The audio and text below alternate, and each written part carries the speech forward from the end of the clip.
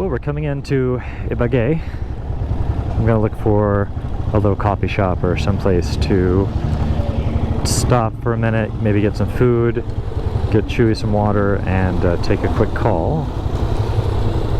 And then from there should be another 4 or 5 hours max to Bogota.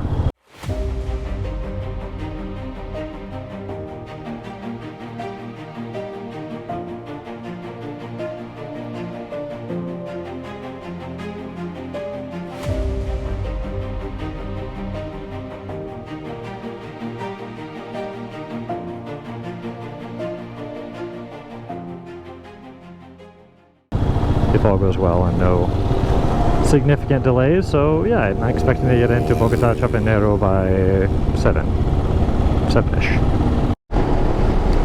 Just saw a sign in 200 meters for a meat roaster and restaurant. Oh yeah, okay, this is where I think I'm gonna stop. Better to get some food on the stomach, get Chewy some water, and be in a nice place. Looks like I should have pretty good, pretty great reception, so.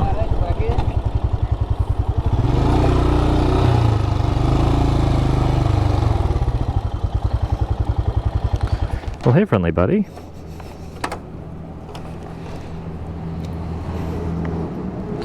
Wanna go say hi to the friendly buddy? Sí. ¿Qué viene de Palmira? Sí, es el mejor copiloto. Venimos en caravana, pero nosotros venimos viendo ahí en el túnel, el perrito que nos paraba las orejas. Sí, siempre está moviendo con el viento. La pastica de la moto le está jalando. Sí. Yo venía mirando a la perrita. Y también tiene su caja que puede oscurarte. Ah, así es, esconderte.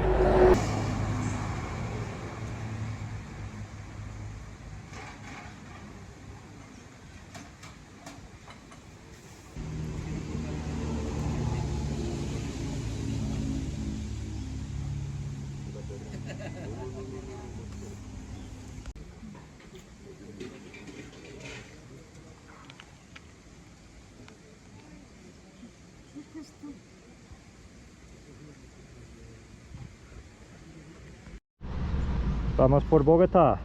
¿Hasta Bogotá? Sí, señor. ¿De dónde viene? De Quindío. ¿Quindío? Imagino 4 horas más o menos, ¿cierto? De aquí a Bogotá, sí, en esas. Oiga, ¿qué moto es esa? Es un Royal Enfield Himalaya 411. Es bastante chévere, no es lo más rápido del mundo, pero funciona bien por off-road y carreras destapadas y todo eso. Tranquilo. ¿Qué cilindraje me decías? 411. 411. ¿Fabricación qué? Es de India. ¿India? Sí. Son, no sé, son poco baratos, pero funciona y todo es abierto y ya puedo hacer mucho del mantenimiento mi propio. ¿Usted vive dónde? Pues he vivido en Medellín por 5 años, pero estamos viajando por Colombia y el 14 vamos por Panamá, cruzar hasta Alaska. ¿Y tu nacionalidad? De los Estados Unidos. United States. Sí, señor. ¿Listo? Vete, vale. Igual. Buenas tardes. Buenas. Hi, Buster. Chewy dubes. We're just past Ibagué, and what I really find interesting here is that for a while the road just flattens out into this like highway, this double-laned highway with mountains in the distance, but it's flat and it's kind of hot. It's like, it's very, very different from the terrain that we're about to enter into. And this continues for a while.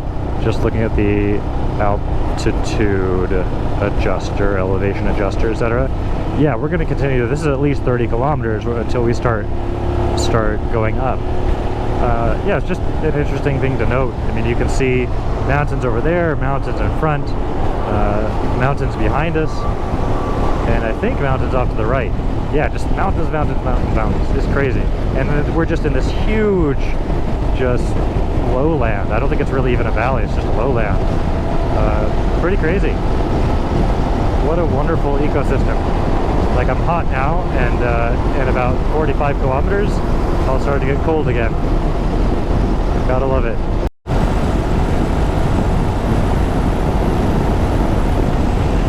Wow. Look at this. Magnificent. As far as you can see down there, just mountains and valleys. Wow.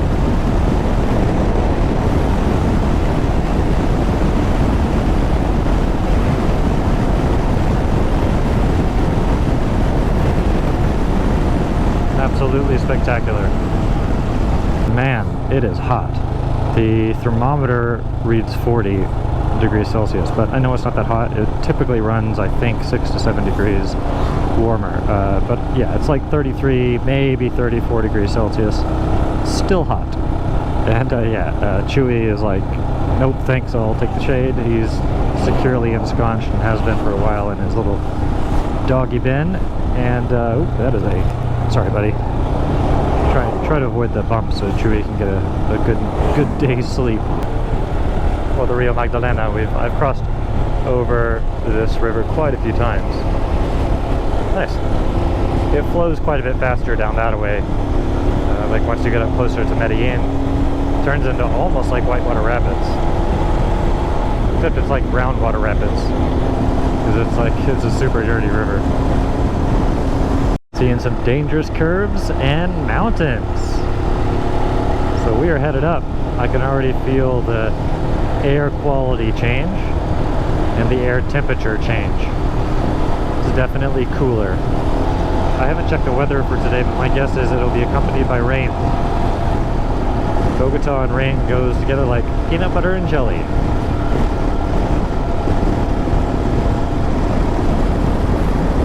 Into the mountain.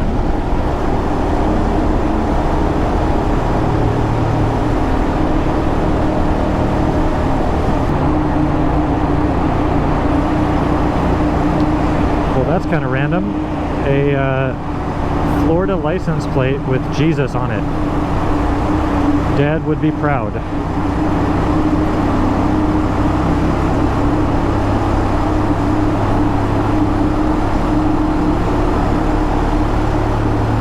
That's like a very Bible Belt Pentecostal Christian thing to do. I mean, you don't see like Catholics. I mean, Catholics have got you know, the saints, the Virgin Mary, little like bobbleheads and stuff all over their vehicles, but a Jesus license plate, especially from Florida, man, that's straight out of the Bible Belt instruction manual. And a minivan, of course. You don't see too many minivans in Colombia. I wonder if they literally came down from Florida. That'd be interesting. I would almost stop to ask them, but I'm afraid that would be a very long conversation.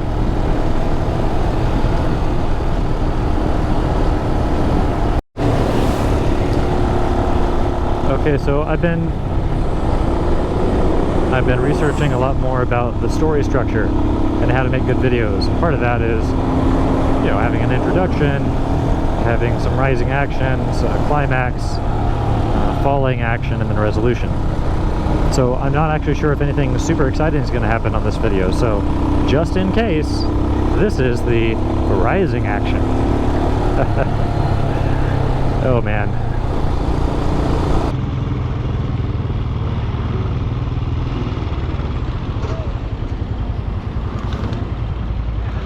Hola. Buenas. Buenas, ¿qué más? Solo para saludarte y decir gracias por todo lo que haces para nosotros. He vivido en Colombia 5 años ahora mismo, o pues en este momento, y me salgo prontito por Panamá y siempre he tenido muy buenas experiencias con la Policía Nacional. Sí, bueno, gracias. Gracias. Bueno. Sigue. ¿Y ahorita para dónde vas? Por Bogotá, y el 14 me voy por Panamá. Voy a enviarlo por aire, yo y el chiquilín. ¿Y es niña o niño? Niño.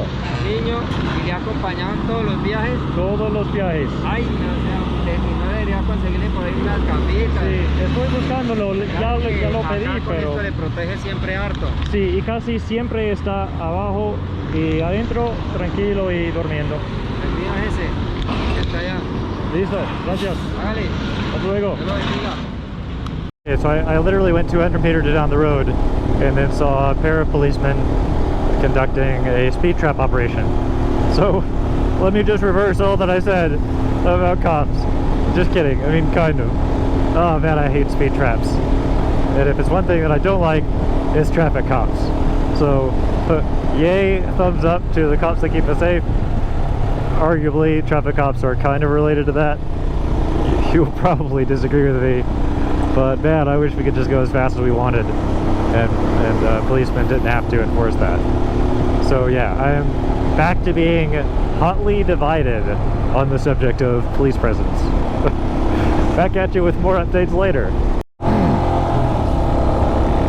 Alright, so I don't know why, but the Garmin GPS routed me through Fusa. And I basically had a tour of that little town. It was great, don't get me wrong, but it feels like I should have just stayed on the highway that I was on, and that would have taken me right to Bogota. That's what it feels like. And I had my adventure setting on the Garmin. If you remember, I can set my route, and I can shape the route based on Garmin settings from adventure level 1, like no adventure, to adventure level 4, which is like, we're going to take you on every off-road trail and maybe not road that exists for miles around, which is usually great, but tonight I want to get there faster, and I don't like riding at night, so I'm trying to get there before dark. And I feel like not being on the highway wasn't the ideal choice, but maybe adventure level 1 in Garmin means like a sprinkling of adventure, like just a pinch of adventure, and this is like the pinch part. I'm quite glad for this little detour. It is just absolutely breathtakingly gorgeous up here. These little towns and little fincas and just steep hills on either side. Absolutely fantastic. Okay, wow. Sorry for the bad lighting, although it's kind of dramatic if I turn my head to the side. No, it's the other way. Yeah, dramatic lighting. Anyway, just got into Salina, Chapinero, Bogota, and I didn't get basically any footage of the last 2 hours of the ride. Right about an hour away from Bogota, first of all, my GoPro stopped working, or my media mod. Like, I was pressing the button, trying to power it on, nothing was working. Long story short, with that, at least, I got into Salina and it started working again. I have no idea what was going wrong. Maybe it was too cold. I don't know. I'll have to do some testing. But I didn't get any footage on the last bit of the trip. And then I got a flat tire, like basically right after that. Another little metal shard came through. I think I'm gonna have to change the tires because they keep getting flats. I've had like literally 4 flats in like 2.5 weeks. It's crazy. Maybe that's normal, maybe that's not, I don't know.